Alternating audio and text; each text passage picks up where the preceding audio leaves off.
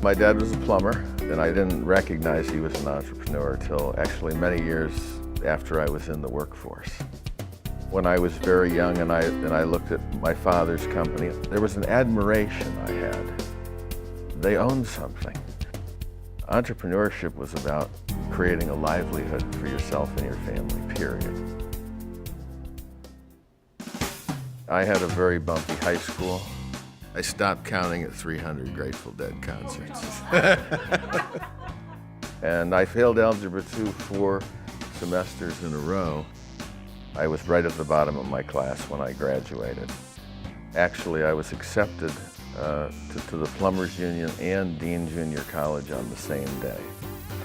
And my father said, "You can always be a plumber. You know how to do that. Why don't you try that college thing?"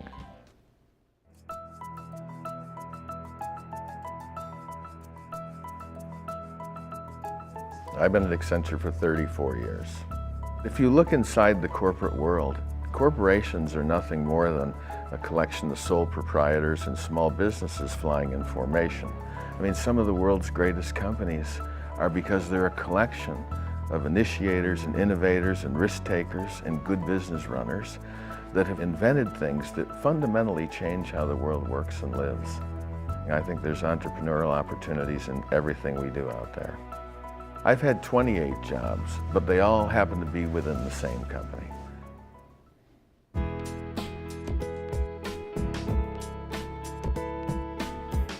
My dad was absolutely my role model. You know, they don't make people like my dad anymore. He was the one who, when I was young, said, "Practice leadership. Go for it. Why not? What do you have to lose?" I have always been obsessed with shoes. My first job coming out of business school ended up being at an athletic company, Reebok. My obsession went to like a crazy level. I actually had already started working on my own collection. Then all of a sudden I started getting calls from Tommy Hilfiger. And I'll never forget, one night I was talking to my husband and he said, "Well, let me ask you a question. Is your next job going to be the president of Tommy Hilfiger? Or would you rather be Tommy Hilfiger?" And I said, "Tommy Hilfiger." And he said, "Well, you better get busy." I had a vision.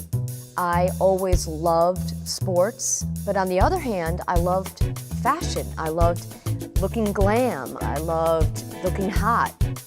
I'd go to buy fashion shoes and they were too boring for me. Why can't I get the sizzle and the colors and the fun of my athletic shoe and combine it with my dress shoe? Just imagine if a Manolo Blahnik and a Nike had a baby, what would it look like?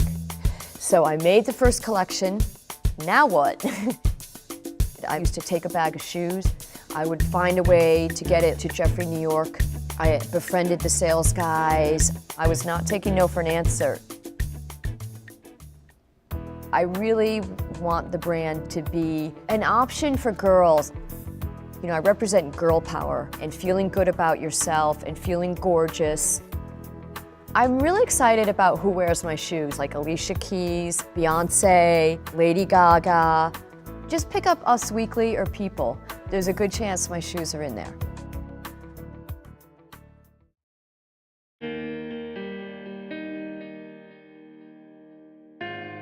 My dad was in the bar and restaurant business. I was about 10 or 11 years old and my dad said, "Okay, you're gonna come clean the bar and restaurant." And I finished it. My dad gave me a couple of bucks and it was my birthday and I kind of had a pouty look on my face. And he went, "What's wrong?" I says, "Well, it's my birthday. I thought you brought me down to give me a little present or something." And he says, "I gave you a job for your birthday." And I remember thinking, lucky me. I learned about doing things that had to get done, attention to detail. A lot of things most kids my age didn't learn. And for the longest time, my mother thought that was going to be my vocation. I was going to go in the priesthood. I decided to put that on hold for a while. One of the ROTC guys came up and said, "Hey, you look like you could pass the physical fitness test." A year later, they offered me a scholarship. Let me try this joint for a couple of years. And then I was given command of 2 different companies. I was sent from Washington, D.C.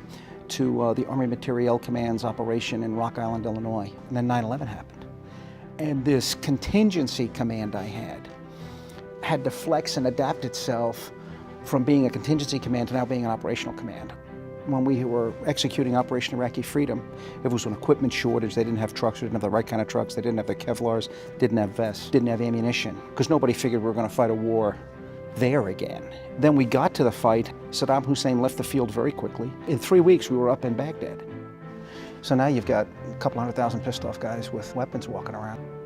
So now our tanks are going down the street, and these insurgents are throwing grenades and setting IEDs off. So we had to go from going in, fighting the fight, and leaving, to going in, fighting the fight, setting a stance, and building up a government that there had not been one there. And it's two very different sets of skills you bring to the table. We had to learn an awful lot of lessons, and some of them we had to learn the hard way.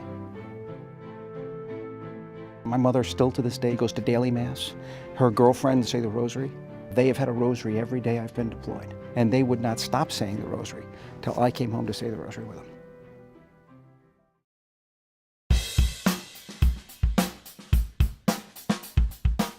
The first paying job I had was actually as a detasseler. I had to get up at a ridiculous time of day. I don't know, it was 3, 4, something like that, to pull tassels off the tops of corn. It was a way to get a check in your pocket at a really young age. My first occupation was as a professional football player, and coming out of a small school at the University of South Dakota, you really have to find your way into the league. They're not going to find you. You have to learn how to sell yourself. I think that's something as an entrepreneur you're constantly doing. They give you a swing, and I think you go in and you prove yourself. In a matter of days, I'm covering Marshall Faulk one-on-one, not pooping my pants, which is a good thing.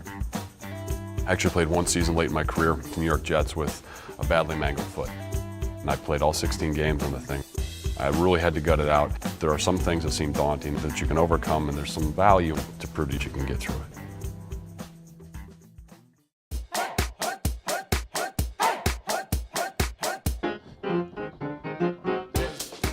Our business is called Skyscrapers, and our intention is to really do a fast serve model with crepes. My wife and I are sort of exploratory food type people. We like to go and try new things and sort of play scientists in our kitchen. And we always thought, we take a look at the market and say, what's not out there? So we had the idea for crepes. Crepes have a reputation of foo-foo, and I think that's something we're setting out to destroy. We opened our first store in June of 2011. I'll know in 3 or 4 months if we like what we're doing, and if we do, we're going to launch as many as 4 more within the next 18 months. I've been through 10 NFL training camps. We know that sort of roll up your sleeve mentality when it's really hard and it's really rough, but you know there's something on the other end of the tunnel. So I think that mentality is ingrained in us.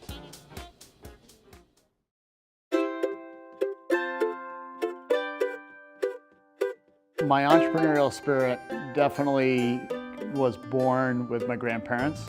My grandparents founded Brookstone. Grand-Pierre and Granny were putting together catalogs, pasting brochures, bringing the tools together to be sold in this catalog business. When we started Preserve, there were very few companies sourcing recycled materials.